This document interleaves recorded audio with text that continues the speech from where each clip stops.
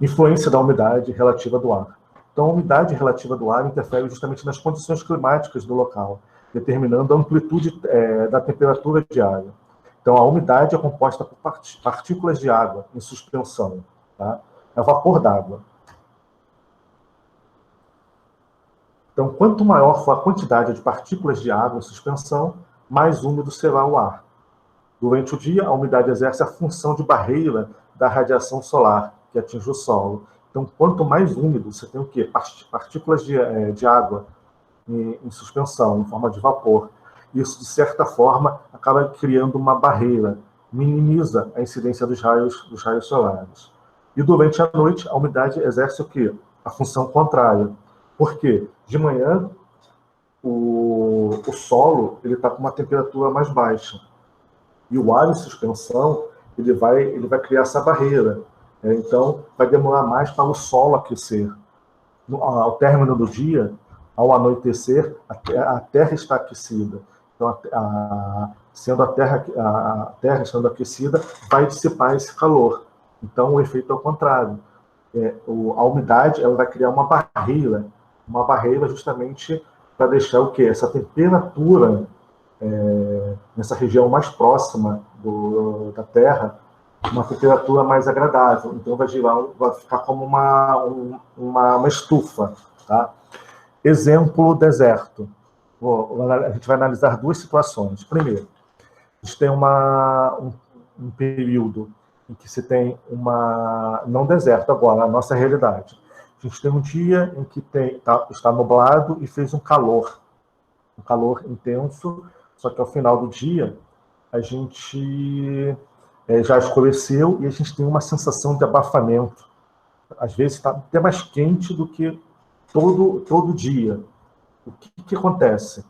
A Terra, ao longo do dia, recebeu essa fonte luminosa, converteu em calor e durante a noite está dissipando esse calor. Então, a umidade, nesse caso a gente pode utilizar a nuvem. A nuvem ela cria uma barreira, então acaba dando essa sensação de abafamento. O que não acontece no deserto. O que tem no deserto? No deserto não tem umidade, não tem nuvem.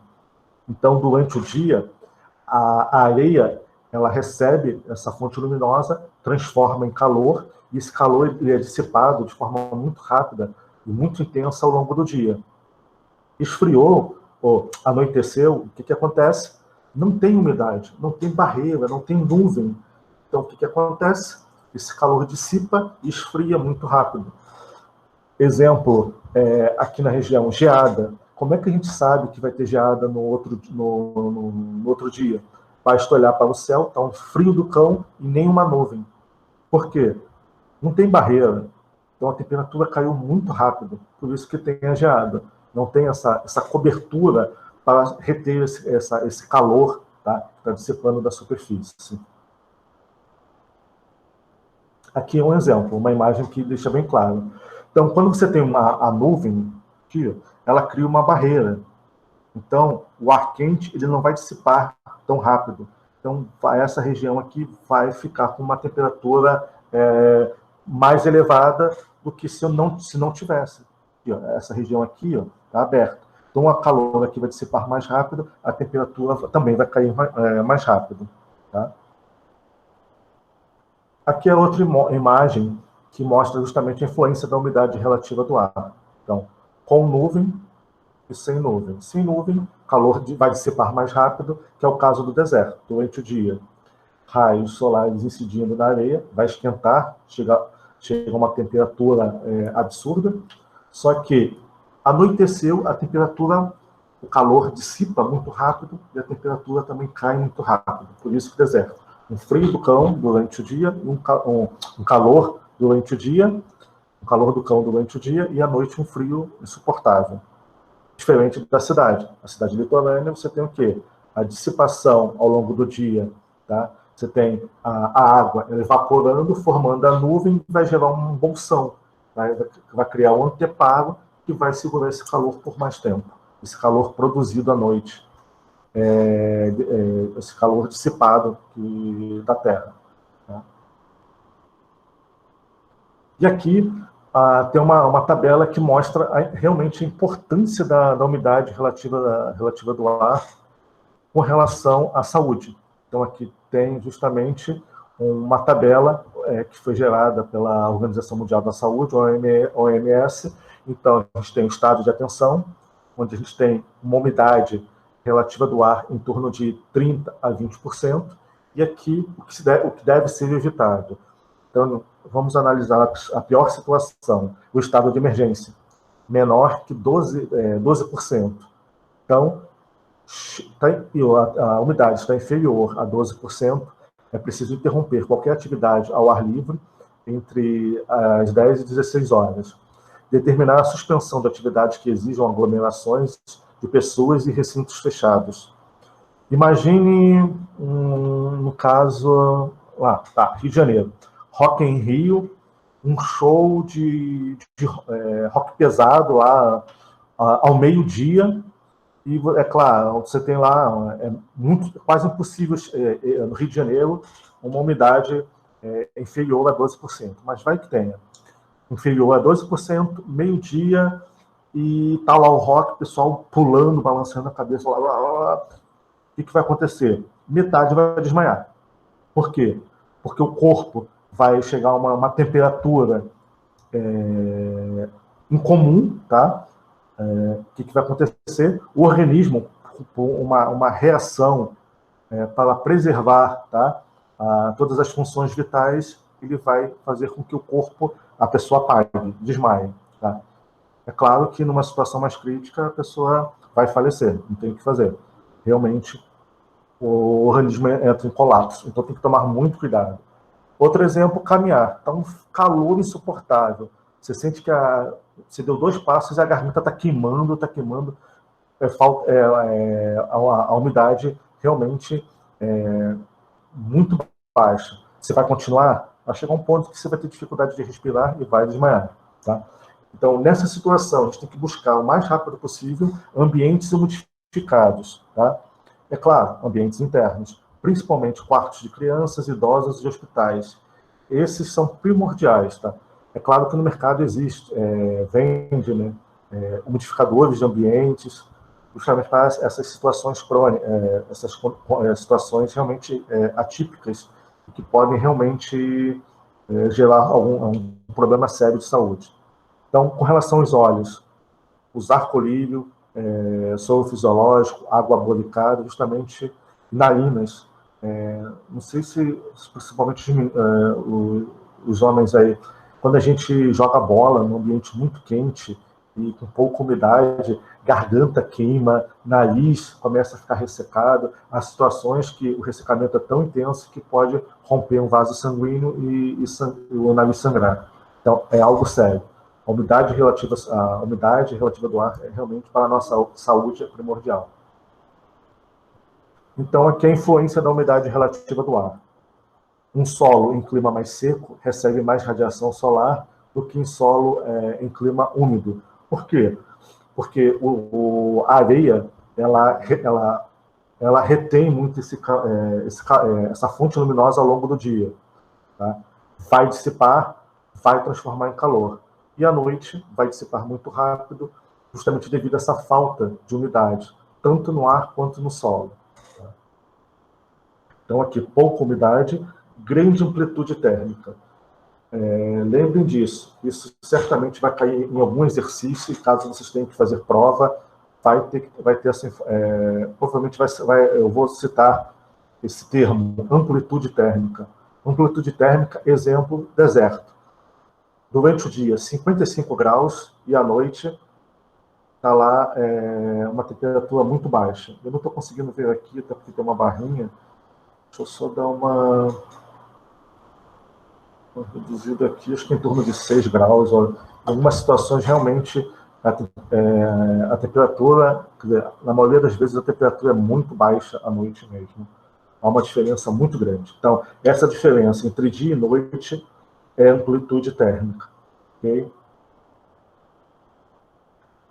Clima quente e seco. Nesse clima, devido a pouca umidade relativa do ar, maior é a amplitude térmica, necessitando de partidos arquitetônicos distintos, conforme a variação de temperatura diária. É o caso de Brasília. Então, por isso que tem espelho d'água, porque o clima lá é quente, é seco. Então, o espelho ele umidifica o ambiente externo, o vento joga essa umidade para o ambiente interno. É claro que lá, como a gente trabalha, tem pessoas de terno, tem todo um cenário envolvido, o espelho da água ele tem a sua função, mas internamente, óbvio que eles utilizam ar-condicionado em algumas salas, não tem como não usar. Tá? Porque o uso de material concreto em excesso, você tem a questão de grandes áreas concretadas, isso gera uma reflexão, gera uma absorção, isso tudo acaba ocasionando a elevação da temperatura. É claro que nessa situação, a amplitude térmica ela não é tão intensa, então à noite, durante o dia, tem em torno de 30 graus e à noite em torno de 15. Não é tão intenso como o deserto. Então, a arquitetura, nesse caso, deve proporcionar temperaturas internas abaixo das externas durante o dia e as temperaturas internas acima das externas durante a noite, sempre buscando o quê? O conforto do usuário. Assim, a ventilação não é útil, pois durante o dia a temperatura do ar externo está mais elevada do que a temperatura do ar interno. Então, na arquitetura e durante a noite o inverso. Então, é diferente da realidade do Rio de Janeiro, São Paulo. Tá? Então, adotamos partidos arquitetônicos que utilizem a inércia térmica. A inércia térmica está relacionada à parede. Aqui, ó. Deixa eu só parar que estou preocupado, que está muito quieto. Está todo mundo escutando? Como é que está aí? Beleza, então vamos lá. Vou tocar a ficha rapidinho para a gente terminar isso.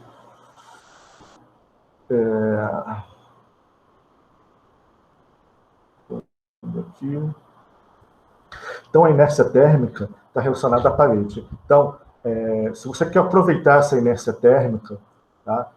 Por exemplo, aqui na região sul, se você quiser à noite que essa parede ela absorva essa radiação solar ao longo do dia e transforme em calor e dissipe à noite, então você tem que utilizar um material adequado que absorva ao longo do dia essa fonte luminosa, converta em calor. É interessante aqui na região sul? Sim. É interessante para o Rio de Janeiro? Não. Por isso que no Rio as paredes são mais finas, tá? Tem 15 centímetros. Aqui normalmente, quando a gente eleva a construção, né? Então normalmente quando a gente constrói aqui no sul, o que é feito? A construção principal ela fica elevada, e embaixo fica o porão. Normalmente esse porão, dependendo da situação, revestem com pedra, revestem com algum material, justamente para trabalhar com essa inércia térmica. Então, para a gente é interessante. No Rio de Janeiro, ao contrário. Então, a parede tem que ser fina, essa absorção tem que ser a menor possível e tem que dissipar muito rápido. Tá? Uma forma para dissipar esse calor e não ficar armazenado é parede fina e ventilação cruzada. Então, vai gerar uma temperatura mais agradável. Então, como não podemos aproveitar a ventilação, nesse tipo de clima, adotamos pequenas aberturas, evitando a excessiva radiação solar direta. Tá? Então, continuando. Materiais. Nesse caso, materiais cerâmicos esmaltados são ideais. Por quê? Se ele é esmaltado, ele vai refletir muito. É claro que tem a sua parcela de absorção, mas a reflexão vai ser muito intensa. Isso contribui bastante. Podem ser utilizados materiais como concreto, cascalho, ou tipos de tijolos de reuso para agregar inércia ao componente. Tá? Utilizar paredes de elevada inércia térmica, exposta à radiação solar direta, isso também contribui, e aumentar a espessura do material. O material de elevada capacidade térmica das paredes também amplia ainda mais a capacidade térmica e o atraso térmico. O que é atraso térmico? Quanto mais larga for a parede, mais tempo esse material, esse calor, a fonte luminosa vai incidir na superfície e o calor vai demorar para ser transformado e dissipado para o ambiente interno. Tá? No hemisfério sul, deve-se direcionar as paredes de maior capacidade térmica para a orientação norte, porque a carga térmica é muito intensa, então a gente tem que tomar muito cuidado com a fachada norte, porque recebe radiação solar muito mesmo ao longo do ano, e é claro, nesse caso, a insolação de inverno a gente tem que aproveitar, e a de verão, ao contrário, por ser muito mais intensa, a gente tem que se proteger dessa radiação excessiva durante o verão. Aqui é a mesma coisa, já fica um pouco repetitivo, as paredes de elevada inércia térmica não devem ser cobertas internamente com materiais isolantes térmicos. Por quê? Porque a proposta é justamente que internamente esse calor seja dissipado. Então não adianta botar cerâmica, não adianta botar nenhum material que vá reter esse calor. Pode acontecer descolamento da cerâmica, descolamento dessa placa. Na casa da minha irmã, eu lembro que ela colocou numa parede próxima à piscina toda uma cerâmica, um revestimento, uma cerâmica. Imagine, piscina, você tem umidade, ao longo do dia esse calor ele dissipa, a água evapora, né? Vai para a placa, a incidência solar aquece a placa também. O que acontece? Quente, úmido, o material ele era esmaltado. Isso refletia, sim, mas devido a uma junta, o rejunte inadequado, essa umidade ela entrava por essa junta, né? Porque a piscina a água evaporava de uma forma muito intensa, gelou um descolamento das placas. Então, tem que também tomar muito cuidado com o tipo de material que a gente vai colocar próximo às piscinas, tá? Principalmente paredes. Então, não dá para sair colocando pedra, tem que tomar muito cuidado. Principalmente esses materiais de revestimento da borda da piscina, ardósia, essas pedras, tem que ter uma junta de dilatação, um rejunte muito bom. Porque se o rejunte ele não for de qualidade, a água vai infiltrar, a pedra vai crescer, essa água vai evaporar, essa água evaporando, esse vapor vai provocar o descolamento da placa. Isso é muito comum. Tá? E aqui também existem os painéis radiantes. Existe uma casa aqui em Erechim, uma casa toda automatizada, tá? Lyon Automação. E nessa casa tem esse material, esse tipo, mas aí nesse caso não é parede, tá? É piso. Então é colocado esse sistema aqui de serpentina, lembra muito a geladeira, né? As costas da geladeira tem a serpentina atrás. Um fluido, ele percorre, tá? Todo esse percurso, justamente uma água ou outro líquido aquecido, ocorre essa transferência, esse calor dissipa para o piso, uma placa em granito, uma placa em mármore, e aquece a superfície. Tá? Problema, se for piso, granito, principalmente mármore, se isso der um problema, tem que arrancar para fazer a manutenção. Durante a manutenção, vai quebrar a placa. Certamente, principalmente mármore, é muito difícil a gente conseguir um material igual, compatível.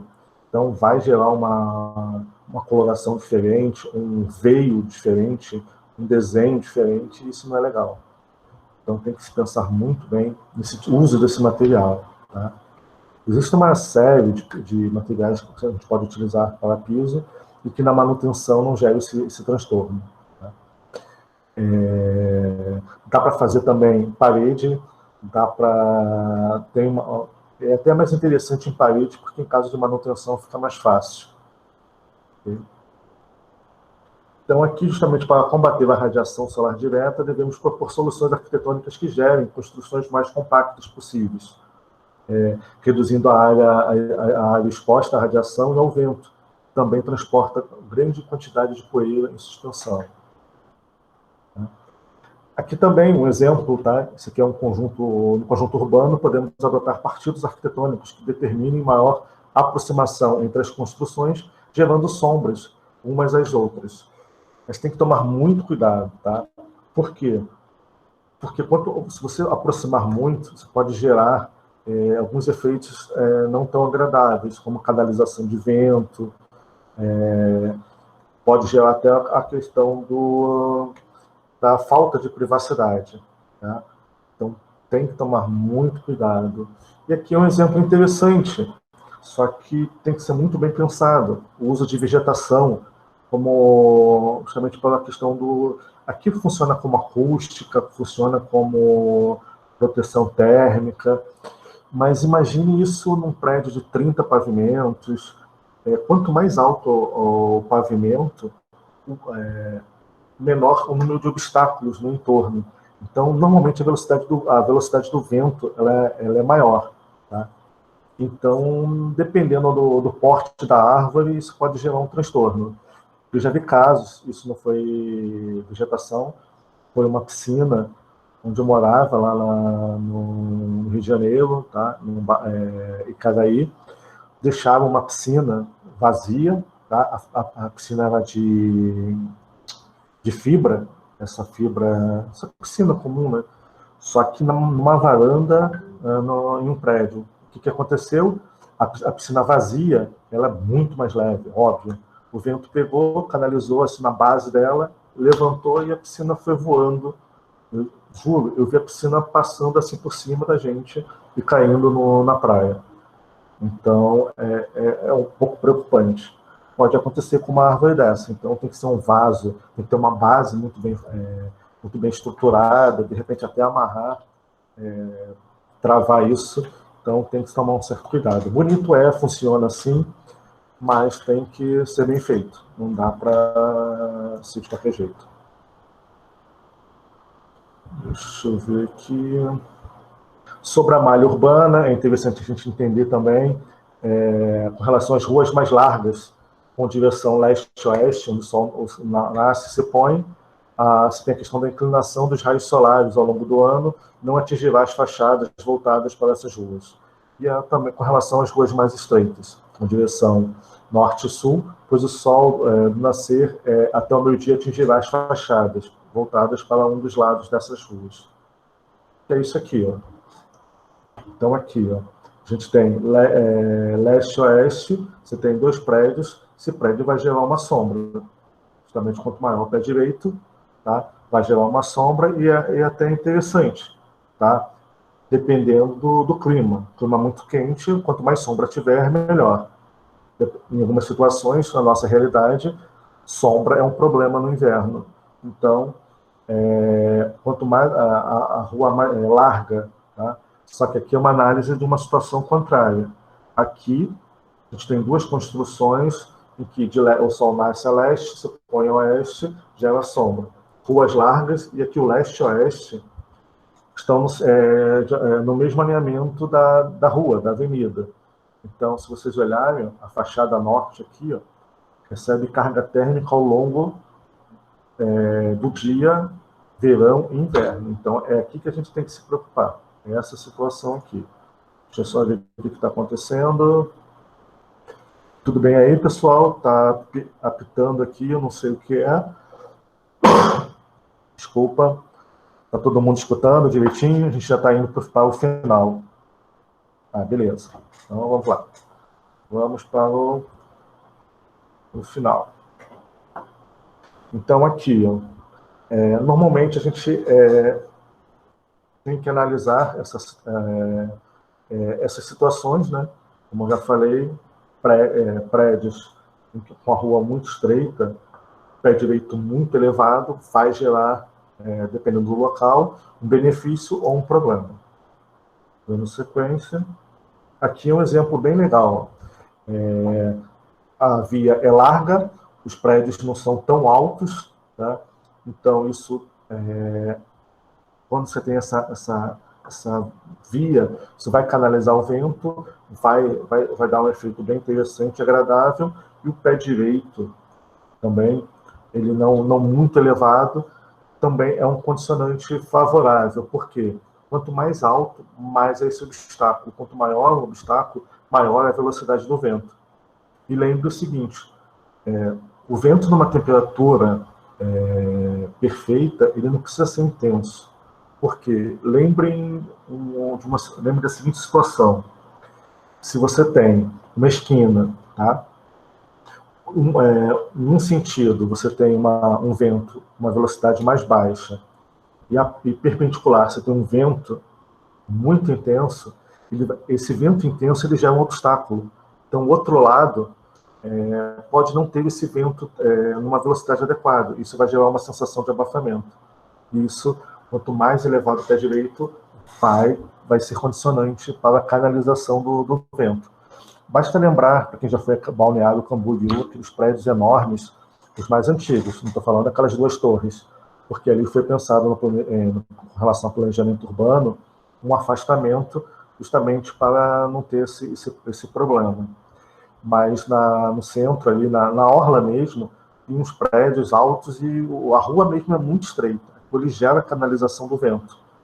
A princípio, a gente pode acreditar que o vento, uma velocidade maior do que o normal, vai contribuir para a ventilação cruzada, mas não, vai ser um obstáculo. Pode gerar uma sensação de abafamento. Tá? Tanto que o outro lado, depois desses prédios, tem uma grande quantidade de casa. E normalmente essa região é muito abafada. Por quê? Porque os prédios acabam funcionando como um obstáculo. E essa canalização ela não distribui de forma tão harmônica para todo esse bairro composto de residências. Tá?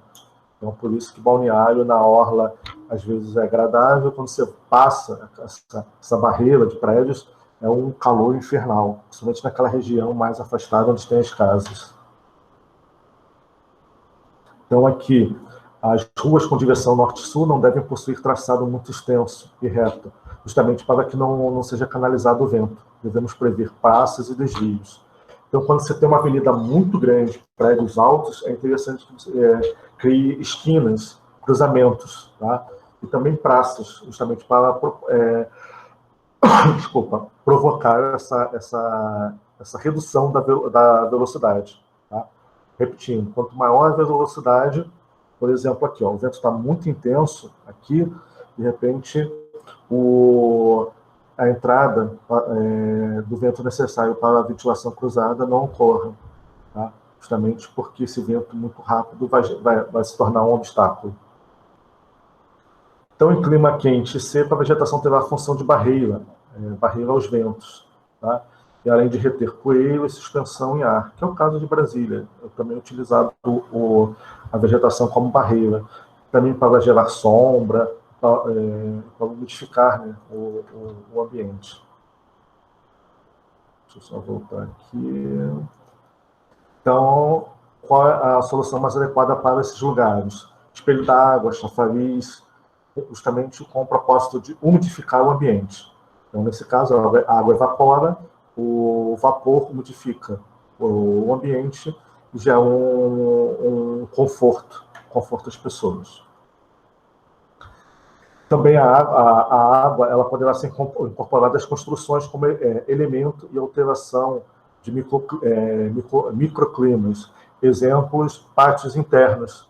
Então, pátios internos em que você tem essa possibilidade de criar um espelho d'água também pode ser interessante com relação à modificação do ambiente. Tá? E com relação também à área de sombra para a ventilação cruzada, vai proporcionar essa redução da temperatura. Tá? Então, o entorno da cidade poderá conter elementos construtivos de porte que possam funcionar como barreiras ao vento, que atinge a área residencial. Esse é o caso do Balneário Camboriú. Essas barreiras físicas acabam dificultando o deslocamento, né, do vento de forma uniforme. Então, ambiente quente e úmido, agora é o caso específico de Rio e São Paulo, a ventilação noturna é muito desejável, então, por isso que em litoral a gente deixa as janelas abertas, justamente para proporcionar essa ventilação cruzada. Tá? Pé direito elevado, justamente porque, devido ao calor, né, ao calor intenso, então a gente tem que tirar esse bolsão de ar quente da região em que a pessoa, né, em pé, essa bolsão tem que ficar acima da cabeça, senão vai gerar o desconforto térmico. Então aqui, ó, um exemplo de brise horizontal. Brise horizontal, ele é utilizado em duas situações, sol da manhã e sol da tarde. Por quê? Brise horizontal é a posição mais elevada, bem próxima ao meio-dia, entre 10 e 2 da tarde. E brise vertical é o contrário, brise vertical, sol da manhã e sol da tarde. Brise misto é o quê? Quando você tem as duas situações, brise vertical, brise horizontal. Depois procurem na internet edifício Gustavo Capanema. Ele é perfeito para análise de conforto térmico. Tá? Se vocês olharem, é o edifício Gustavo Capanema, é o antigo MEC. Ele fica no centro do Rio e, se vocês repararem, a fachada norte, ele tem essa proteção aqui. Tem esse brise misto. Tem o brise vertical e o brise horizontal. E a fachada sul, justamente por não receber radiação solar direta, é toda em vidro. Tanto que dá para ver as pessoas trabalhando no prédio.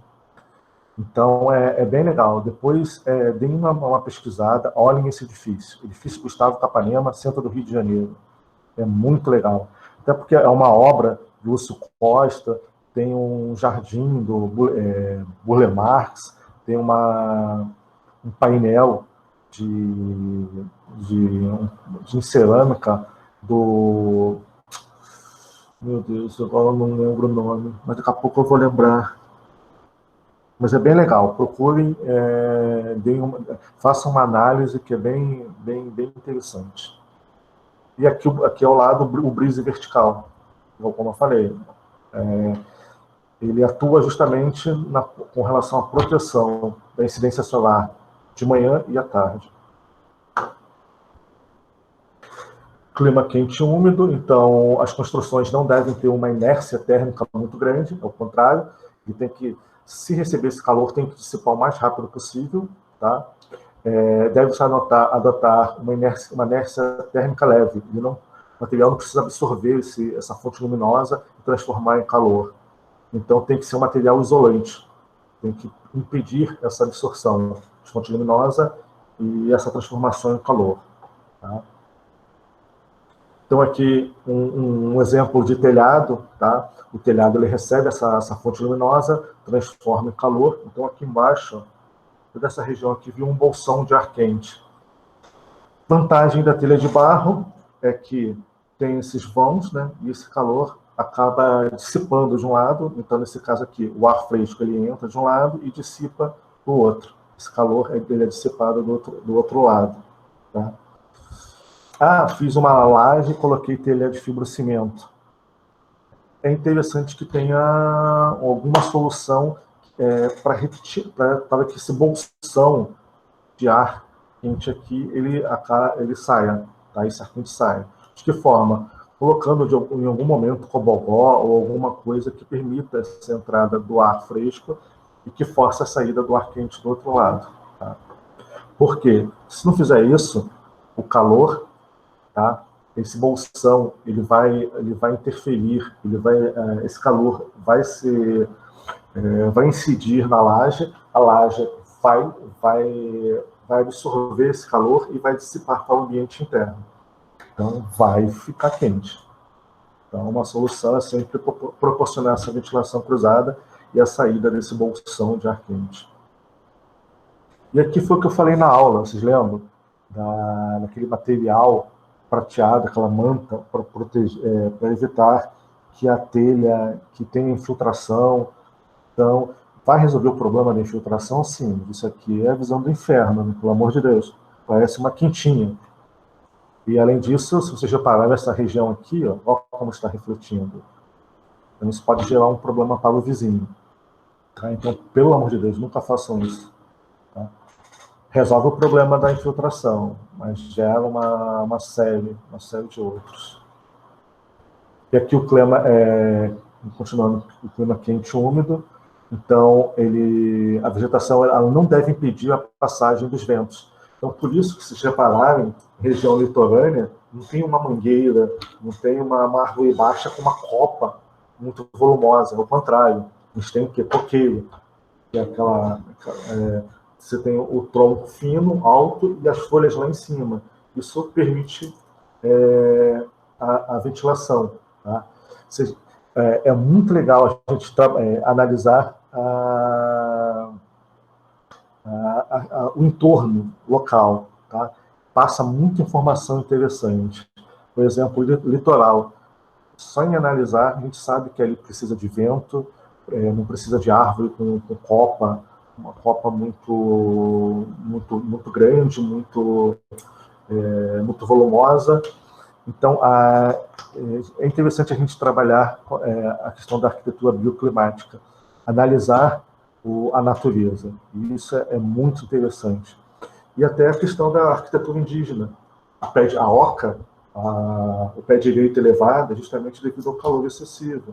Então, sempre tem que buscar essas informações e analisar. Acaba contribuindo bastante para essa compreensão da arquitetura, da eficiência energética, da questão realmente da arquitetura bioclimática. Isso é muito, muito interessante. Depois procurem sobre o Lambert, eu não lembro o nome, com relação ao conforto térmico. Eu tenho e vou disponibilizar. Hoje à noite eu vou separar e vou tentar mandar para vocês via portal. É bem legal dar uma lida, que ele é bem completo, bem interessante. Então, aqui, nesse caso de locais quentes e úmidos, a gente teve a torre de vento. O que é a torre de vento? A gente tem aqui essa região com bolsão de ar quente. Tá? A gente tem duas situações. A gente pode abrir aqui e determinar a ventilação cruzada. Ou, esse caso aqui, a gente criou uma entrada de ar renovado, um ar com uma temperatura mais agradável, vai entrar aqui, vai forçar a saída do ar quente desse lado. Então, aqui vai entrar um ar com uma temperatura mais baixa e com uma temperatura mais elevada. Eu já vi casos de um engenheiro, agora eu não lembro qual foi a cidade, pegou essa região aqui, ó, aqui você tem uma radiação, a radiação solar entra aqui, aquece essa região e acaba ajudando o quê? A saída do ar quente. Ele botou um painel solar nessa região, tá? E pintou todo o restante de preto. O que acontece? A radiação entra aqui, se aproveita para a produção de energia, seja lá o que for, e também toda essa região preta, a radiação solar entra, incide, aquece a parede, aumenta a velocidade de saída do ar quente. Então é muito legal essa observação, o uso das cores, aproveitando uma parede para obtenção de energia elétrica, o aquecimento da água, é muito legal. Outro exemplo aqui é a chaminé. O ar entra aqui, força a saída, como aqui não tem janela, o que a gente faz? Uma torre, uma chaminézinha, justamente para quê? Para o ar dissipar. Só que, se você deixar só um lado, de repente, num dia, a ventilação, o vento pode estar nesse sentido e pode criar um problema, pode forçar para baixo. Então é interessante que tenha duas aberturas. É o caso da churrasqueira, torre da churrasqueira, a chaminé da churrasqueira. Então o vento passa aqui, nessa região aqui, força essa saída mais rápida do ar quente. Okay? Outro exemplo de lanterninha, como já falei, vou pular esse aqui. E uma coisa muito importante com relação ao vento dominante. Tá? Então, o partido arquitetônico deve prever construções alongadas, no sentido perpendicular ao vento dominante. Por quê? Porque você aproveita o maior número de edificações em que você vai ter ventilação cruzada. Não adianta botar ventilação cruzada nesse sentido. Tá? Ventilação cruzada, desculpa. O vento dominante. O que é vento dominante?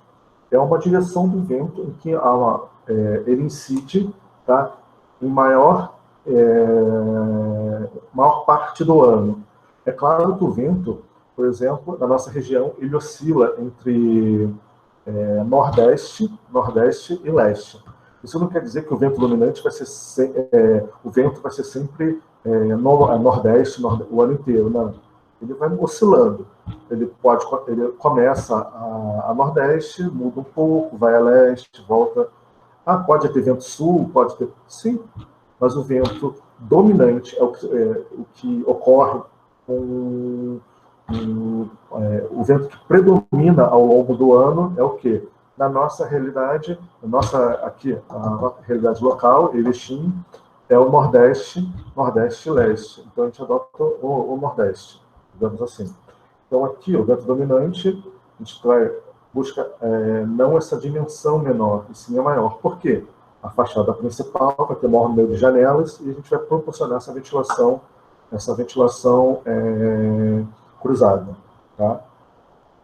As ruas perpendiculares à direção do vento dominante devem ser mais largas, evitando que as construções em lados opostos se tornem obstáculos. Isso é óbvio. O objetivo é justamente proporcionar esse vento, sendo que se o prédio é muito elevado, deixa mais largo.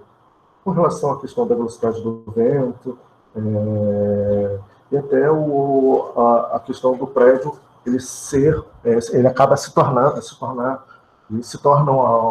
um obstáculo para a incidência do vento dominante. Então, a questão do climas quentes e a circulação de pedestres, a proteção é realizada pela vegetação, então, em locais muito quentes, as ruas, principalmente Canteiro Central, tem vegetação, as copas bem volumosas, tá? Justamente para proteger. Que é esse exemplo aqui, ó. Gera sombra, só que aqui, se vocês repararem, tem um problema de segurança, né? Porque o ladrão pode subir aqui e invadir o apartamento, ou seja lá o que for. Então, com relação ao conforto térmico, perfeito. Mas aí entra o problema de segurança, até mesmo de iluminação. Durante o dia, ótimo, perfeito. E à noite? Deve ser um local escuro. Isso deve gerar uma certa insegurança. Então, a gente tem que trabalhar com essas duas situações. Então, realmente, como eu falei, como são várias situações, dia, noite, estações do ano, então a gente tem que buscar amenizar essas situações. Tá?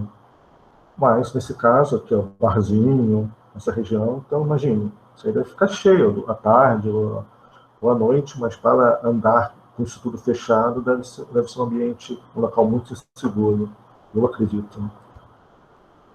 Então, devemos tomar alguns cuidados quanto ao revestimento do solo, tá, no entorno das construções, ao longo do percurso do pedestre. Devem ser evitados materiais que reflitam e muito a radiação solar, que tem um grande poder de armazenamento de calor. O grande problema é asfalto. Asfalto nessas regiões, meu Deus do céu, potencializa o calor de uma tal forma e realmente pode gerar problemas de saúde. Tá?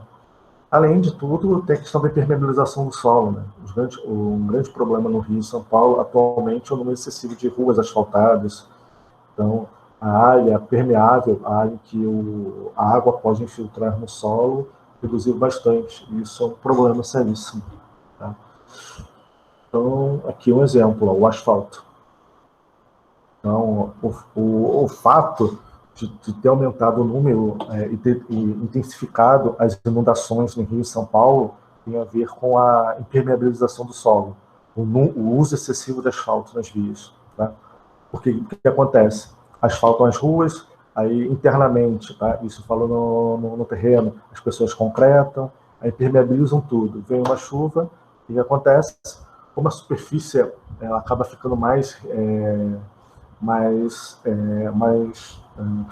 reduz o número de obstáculos, tá? Reduz a rugosidade da superfície, a água ganha velocidade. Se acaba ganhando velocidade, o bueiro acaba não suportando essa vazão, então acaba transbordando. Aí tem a ver a questão do lixo, garrafa PET que é jogada, lixo jogado na rua. Então, são N fatores que acabam contribuindo para a inundação. Tá? Mas um desses fatores é a impermeabilização do solo, o uso excessivo de asfalto. Nesse caso, em locais quentes, a pintura externa, tá? Ela deve ser deve-se optar por cores claras, justamente para refletir, tá? Então, ao contrário daqui, aqui a gente vê muita casa com alguns elementos, como um cinza, uma cor mais escura. Lá não, lá é branco, um bege, bem claro, justamente para refletir, diferente aqui da região. E é esse exemplo aqui. Tá? Claro que está exagerado a quantidade de vidro, mas é uma opção, né? O arquiteto optou, né? O arquiteto, o engenheiro, não vai saber. Mas se vocês repararem, ó, aqui tem muito vidro, mas olha a quantidade de beiral aqui. Então, foi pensado. Então, ó, aqui, ó, proteção, tá, ó, essa sacada protege aqui embaixo, aqui em cima protege essa região. Então, não foi feito de qualquer jeito. Foi bem pensado. Aqui, ó. Aqui, então, ó, fica bem claro essa grande quantidade de vidro e aqui, ó, uma proteção, um beiral para gerar sombra. Tá? Vamos lá. Climas temperados, que é a nossa realidade. Então, a gente deve pensar, tá? Na questão da umidade relativa do ar, a variação de temperatura anual, diária e a quantidade de radiação recebida nas duas estações do ano mais importantes, inverno e verão. São os dois pontos críticos, digamos assim, da nossa região. Tá? E também a questão da pluviosidade. Aqui, quando é para chover, pelo amor de Deus, não é o momento atual, né? Todo mundo esperando a chuva devido à colheita e até agora nada. Se vocês repararem, esse calor é meio atípico. Meio não, né? Totalmente. A gente já está dia 17 de março e está parecendo, sei lá, 10 de janeiro. Está parecendo temperatura de verão mesmo, no ápice do verão. Então, você vê que o clima está meio bipolar, né? Está meio descontrolado. Minha mãe falou, eu conversei com ela esses dias sobre o verão no Rio de Janeiro. Não teve, literalmente não teve, porque choveu tanto, a temperatura ficou tão baixa, que até com relação ao carnaval, que normalmente as pessoas vão muito à praia, não teve isso. Não teve, as pessoas não procuraram, não teve engarrafamento. Então, até que foi positivo. Mas o clima está bem irregular mesmo. Tá? A gente vê como essa situação atual aqui em Erechim. Com relação à localidade, onde tanto o calor e o frio apresentam um certo rigor, devem-se visar alternativas que permitam, ora, a ventilação cruzada e intensa, e ora, a possibilidade de fechamento hermético. Justamente o fechamento em que não permita a passagem não tenha vãos. Por exemplo, no inverno. No inverno, aquelas frestas na porta, aquilo ali realmente é um problema, principalmente em casas de madeira. Se vocês repararem, a janela é irregular, tem umas frestas, o piso, a parede. Então, é crítico no inverno. Tá? Então, tanto a forma externa quanto o entorno das construções devem incorporar soluções que visem a atender às necessidades de insolação em relação às características dos rigores climáticos locais. Então, verão, a gente aproveita, ao contrário, inverno, a gente aproveita a incidência solar, e o verão a gente se protege dessa radiação solar. E alguns cuidados no percurso de pedestres podem evitar o excesso de radiação direta e correntes de ventos frios. Vocês já andaram no inverno ali na rua Itália e rua Alemanha? Meu Deus, só falta a gente ver pinguim. Realmente é um frio que, meu Deus do céu. Eu lembro que assim que eu cheguei aqui em Erechim, eu fui ao mercado aqui de Sondinho, meu Deus do céu. A orelha queimava. E eu achei engraçado que passou uma senhora com um neném, né? E parecia verão. Assim, não tinha manta, não tinha nada. Eu falei, pô, eu tô morrendo, a criatura é louca. E realmente eu não estava acostumado com o clima, né? E para mim, imagine, é um frio, meu Deus do céu. Para mim era a era do gelo. e realmente a orelha queimava. E até essa canalização ali na rua Argentina, como na rua Itália, isso potencializa o frio. Então é interessante aproveitar o máximo possível essa radiação solar, né? Justamente para tentar aquecer as residências. Então, último slide. Pam, pam, pam. Então vamos lá, pessoal. O trabalho a ser entregue na próxima aula. Tá? Dia 17 é hoje, não precisa entregar hoje. Pode entregar até a próxima aula. Então, 17, dia 24. Dia 24/3, não precisa vir aqui, a gente não sabe o que vai acontecer, então vamos combinar o seguinte: façam esse trabalho, salvem em PDF e me mandem por e-mail, tá? Meu e-mail é Darlan Fabiani, vamos soletrar lá, é DARLLAN FABIANI @ulicer.edu.br, tá? Depois eu disponibilizo lá no WhatsApp. Então, entrega dia 24. Vocês terão que selecionar 2 fotos de construções que contenham soluções relacionadas ao conforto ambiental. Tá? O que é isso? Tem uma casa que tem um brise, tem uma casa que tem alguma cobertura, algo que proteja a tua edificação, uso de cobogó, uso de varanda, tem um monte de solução, tá, voltada ao conforto térmico. E também identificar estas soluções e descrever o motivo para o uso das mesmas e seus benefícios para a construção. Exemplo, eu tenho uma foto de uma casa que tem um pé direito duplo, tem cobogó, exemplo, cobogó. Então vamos lá. Seleciona a foto, marca ali que tem um cobogó, tá? E qual é o motivo do uso do cobogó? Justamente proporcionar a ventilação cruzada, reduzir a incidência solar direta e proporcionar a incidência indireta dos raios solares, e assim vai. Uso do brise, proteger, tá? Proteger a parede dessa incidência solar direta, sem perder o quê? A possibilidade da ventilação cruzada e da pessoa no ambiente interno enxergar o externo. Uso de materiais, tem inúmeras possibilidades. Tá? Eu acho que é manual do conforto térmico, não lembro. Eu vou ver direitinho qual o material. É da Universidade de Santa Catarina. Fala sobre arquitetura bioclimática, se não me falha a memória. É bem legal. Deem uma olhada, deem uma estudada, que ele agrega nessa aula. Ele tem umas informações bem legais, ok? Então, dia 24/3, vocês vão ter que entregar, vou mandar por e-mail, 2 fotos de construções que contenham soluções relacionadas ao conforto ambiental, tá? Identificar essas soluções e o motivo por que elas foram utilizadas. Só para terminar, vou mostrar aqui para vocês, por exemplo, essa daqui. Ó. O uso de sacada aqui, ó, gela sombra, isso gera conforto. O uso de beirais aqui, ó, isso gera conforto. O uso de material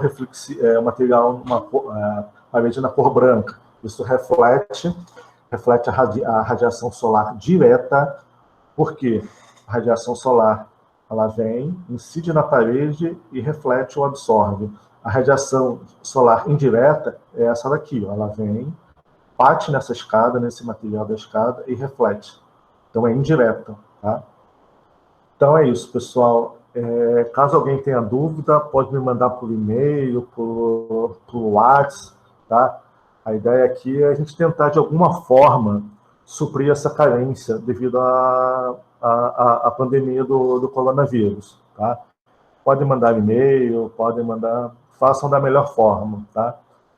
Dúvida com relação ao trabalho, qualquer coisa, mandem, que eu, assim que possível, vou olhar e vou responder, ok? Deixa eu só tirar aqui essa tela. Beleza? Como é que foi a aula? Foi meio complicado. Eu confesso que, como é novo, é difícil essa interação, até porque eu não estou vendo vocês. Então, estou me adaptando a essa realidade. É claro que é algo temporário, assim eu espero. Beleza? Então, tranquilo, pessoal. Arquitetura EAD. Estou tentando, mas não é totalmente. Estou tentando fazer chover sem nuvem. Mas, graças a Deus, deu tudo certo, não caiu a conexão agora, foi perfeito, vocês entenderam. Então, só para terminar, deem uma olhada no conteúdo que eu vou disponibilizar. Esse material eu vou colocar lá no RM Portal, vai ter o vídeo mais tarde na nossa página, no nosso canal lá do YouTube. Estou parecendo até blogueiro, ó. E desgraça, meu Deus do céu.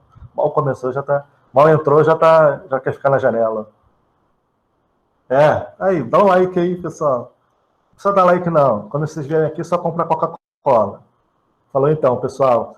Agradeço a atenção de todos. Até a próxima. Qualquer dúvida, é só. É só ativar o sininho. Tá bom. Falou então. Qualquer dúvida, é só ligar, só mandar mensagem. Só não consigo sinal de fumaça. Aí, como a distância e aqui é meio escondido, eu não consigo ver a fumaça. Falou então, pessoal. Boa noite. Fiquem com Deus. E não esqueçam do trabalho, hein? Dia 20, acho que é 24. Mandem por e-mail. Tá bom? Um abraço, fiquem com Deus e até a próxima.